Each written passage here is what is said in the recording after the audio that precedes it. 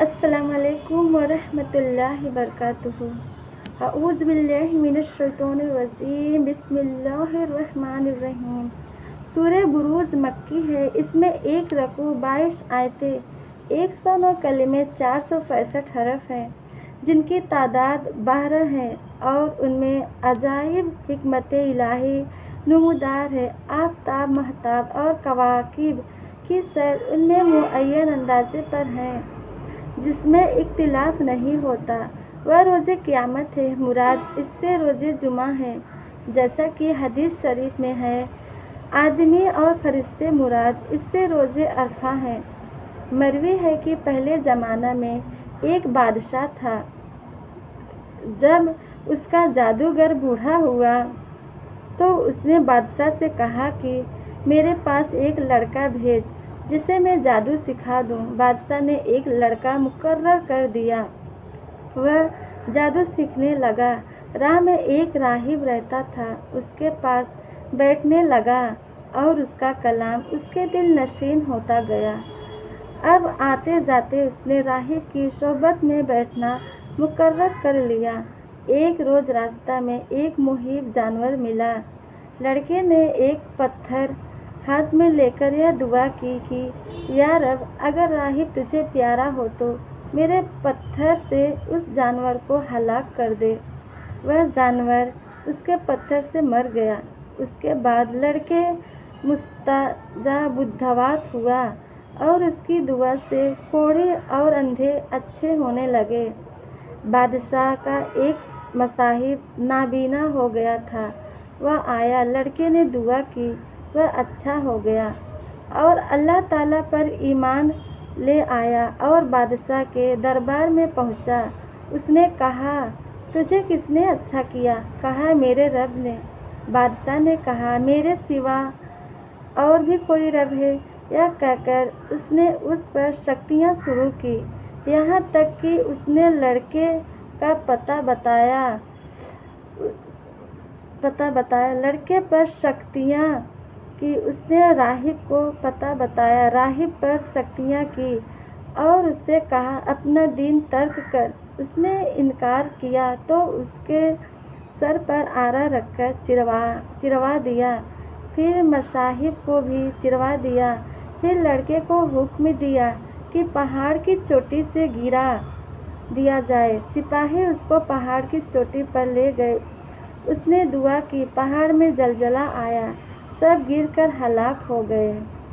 لڑکا صحیح و سلامت چلا آیا۔ بادشاہ نے کہا، سپاہی کیا ہوا؟ کہا، سب کو خدا نے ہلاک کر دیا۔ پھر بادشاہ نے لڑکے کو سمندر میں غرق کرنے کے لیے بھیجا۔ لڑکے نے دعا کی، کشتی ڈوب گئی، تمام شاہی آدمی ڈوب گئے۔ لڑکا صحیح سلامت بادشاہ کے پاس آ گیا۔ بادشاہ نے کہا، وہ آدمی کیا ہوا؟ کہا، سب کو اللہ تعالیٰ نے ہلاک کر دیا اور تو مجھے قتل کر ہی نہیں سکتا جب تک وہ کام نہ کرے جو میں بتاؤں۔ کہا، وہ کام کیا؟ لڑکے نے کہا، ایک میدان میں سب لوگوں کو جمع کر اور مجھے کھجور کے ڈھونڈ پر سولی دے، پھر میرے ترکش سے ایک تیر نکال کر بسم اللہ رب الغلام کہہ کر مار، ایسا کرے گا تو مجھے قتل کر سکے گا۔ بادشاہ نے ایسا ہی کیا۔ تیر لڑکے کی کنپٹی پر لگا، اس نے اپنا ہاتھ اس پر رکھا اور واصل برحق ہو گیا۔ یہ دیکھ کر تمام لوگ ایمان لے آئے۔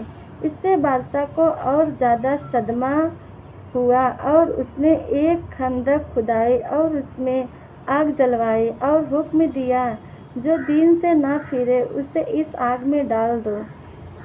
لوگ ڈالے گئے، یہاں تک کہ ایک عورت آئی، اس کی گود میں بچہ تھا، وہ ذرا جھجکی۔ بچہ نے کہا، اے ماں، صبر کر، نہ جھجک، تو سچے دین پر ہے۔ وہ بچہ اور ماں بھی آگ میں ڈال دیے گئے۔